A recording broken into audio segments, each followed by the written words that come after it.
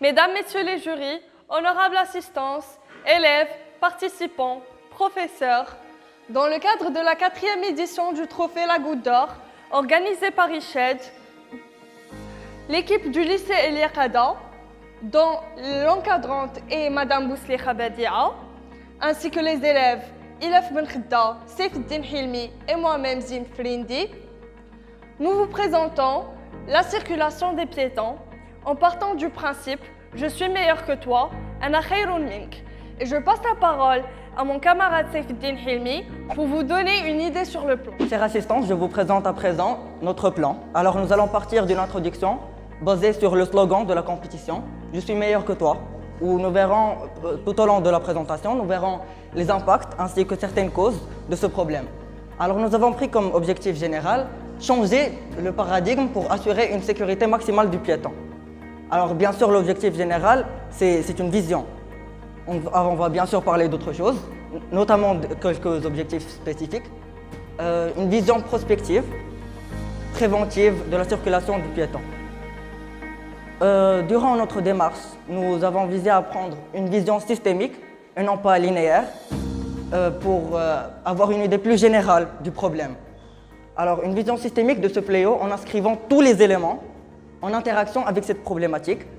Et finalement, nous allons finir par planifier des modalités de l'action avec suivi et évaluation, en plus de donner quelques solutions. Alors, pour expliquer un peu plus, voici notre approche ou méthodologie. Alors, nous avons commencé par un constat. On est allé sur les rues, on a pris des vidéos, on a parlé à des personnes. Où, bien sûr, ça représente la source de la problématique selon une vision systémique. Ensuite, l'analyse multidimensionnelle, c'est-à-dire que chaque partie de ce constat, nous l'avons décortiqué, nous avons analysé chaque partie à part.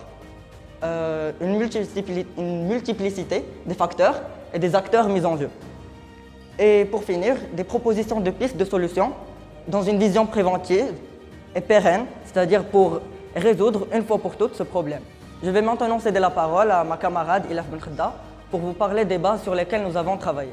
Pour réaliser cette présentation, nous avons utilisé des documents et outillages de base. Par exemple, nous avons procédé par des constats sur le terrain, en réalisant des témoignages et en essayant de parler à quelques piétons. Et aussi, on a utilisé des documentations scientifiques, comme des statistiques et quelques ouvrages. Pour parler des diagnostics et analyses, nous avons expliqué les sources de ce problème de piétons. En parlant de la circulation des piétons au Maroc, il faut tout d'abord savoir la situation géographique de notre pays.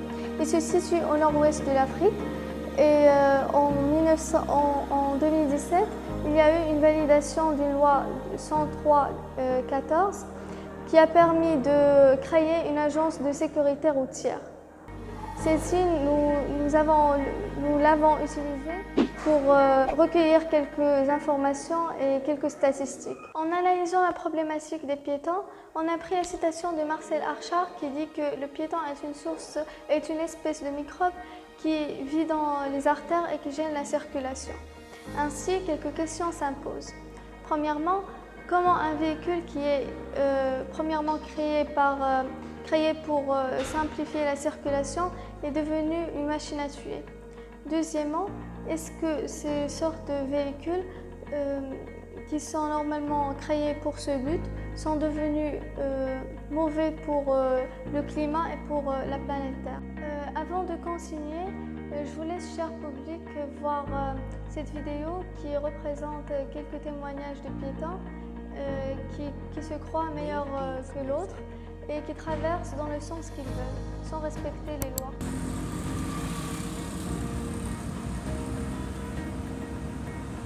كتهبطنا معهم الطاكسي من الطاكسي دا هو مزروب منين هبطنا من الطاكسي لقينا الدنيا خاويه ما جاي هذوك شدوهم الفروج وهذوك واقفين قلنا نضربوها بسلطه قبل ما يتطلق هذا الشيء اللي كاين.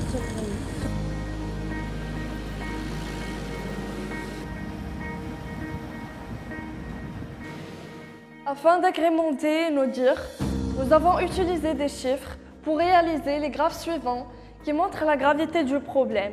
Dans le premier graphe, on a le pourcentage de piétons morts au Maroc qui ne cesse d'augmenter. Il a certes diminué entre les années 2014 et 2016, mais néanmoins, il a aussi augmenté à partir de 2016 jusqu'aujourd'hui, en 2020. Ceci montre que malgré le développement qu'a connu le Maroc, autant sur le plan économique que social, le nombre des piétons est toujours aussi constant, mais et au contraire ne cesse d'augmenter. Nous partons du slogan « Je suis meilleur que toi ». Tout nous a ce sentiment de supériorité. Tout d'abord, nous dévalorisons l'autre pour nous sentir meilleurs. C'est un sentiment inné chez chaque personne. Et tout ce fait nous conduit à nous survaloriser et à écraser l'autre. Comme le montre l'illustration ci-dessous, qui est très parlante et qui montre à quel point l'être humain peut être cruel et peut tout faire pour dépasser l'autre. Nous avons aussi réalisé un schéma explicatif qui parle de l'individualisme exacerbé que ressent chaque être humain et qui part du principe que c'est chacun pour soi, ce qui fait naître en nous un sentiment d'égoïsme et d'estime de soi démesuré. Donc nous partons du fait que je suis meilleur que toi, donc j'ai le droit de passer en premier, ce qui nous conduit à nous victimiser en cas d'accident et de refuser à admettre qu'on a tort. On est là dans un cercle vicieux qui ne va jamais se terminer puisque nous décidons de ne pas changer notre mentalité et notre façon de penser. Nous pouvons constater à travers les statistiques qu'on vous a montrées qu'il y a un grand nombre de blessés et de morts. Quand cette conviction subliminale s'applique à la circulation du piéton. Ici, on a le conducteur ainsi que le piéton qui pensent tous les deux qu'ils sont meilleurs et qu'ils ont la priorité. Et cela engendre plusieurs accidents, plusieurs dommages, plusieurs ravages, autant sur le plan social qu'économique, qu'infrastructural. On peut voir ici, à partir de ces illustrations, la gravité du problème. D'autres facteurs peuvent aussi entrer en jeu. Ici, nous citons les parents qui constituent 36% des conducteurs et qui sont souvent stressés parce qu'ils doivent ramener les courses à la maison, ramener leurs enfants à l'école et plusieurs autres exemples. On a aussi les moins de 35 ans qui sont considérés jeunes et qui veulent rouler le plus vite possible, avoir toujours la priorité et voilà. Et qui constituent 44%. Ici aussi, on a les conducteurs débutants ou moyens, ou peut-être même des conducteurs qui n'ont pas de permis, mais qui se permettent de conduire dans les rues. Face à la gravité de la situation, il est indispensable de faire des efforts surhumains. L'une des solutions qui ont été proposées par avant, et qui a d'ailleurs été adoptée par certaines personnes, est de laisser tomber la voiture. Alors, il y a eu des témoignages et des personnes qui ont raconté leur expérience. Nous en avons choisi un. Alors, voici ce que ça dit. Une voiture, synonyme d'autonomie et de liberté, comme les pubs le laissent entendre. J'ai abandonné la voiture. Je ne me suis jamais senti aussi libre et autonome. Fini les heures passées dans les embouteillages, les coups de klaxon, le stress d'arriver en retard ou d'avoir mal garé la voiture. Sans compter contre les frais d'usage. Et puis, il y a aussi le fait de contribuer, bien malgré moi-même, au meilleur de l'environnement, c'est-à-dire à moins polluer l'air que nous respirons, mes enfants et moi-même. Ici, la personne parle de ses enfants, évidemment.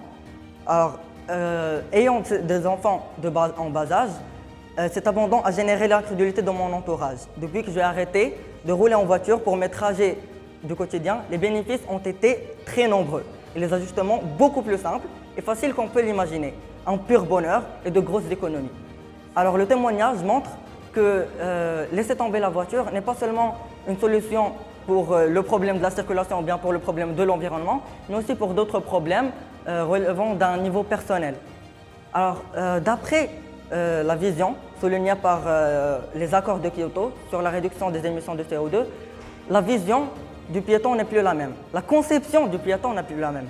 Alors, on ne le voit plus, comme Marcel Archard l'avait décrit, comme une sorte de microbe, mais plus comme un acteur à part entière des transports. Alors, voici, entre autres, certaines solutions que nous avons proposées. Alors, nos solutions sont basées sur une mise en œuvre sur la mise en œuvre d'une approche globale de la circulation des piétons qui se concentre sur l'approche environnementale.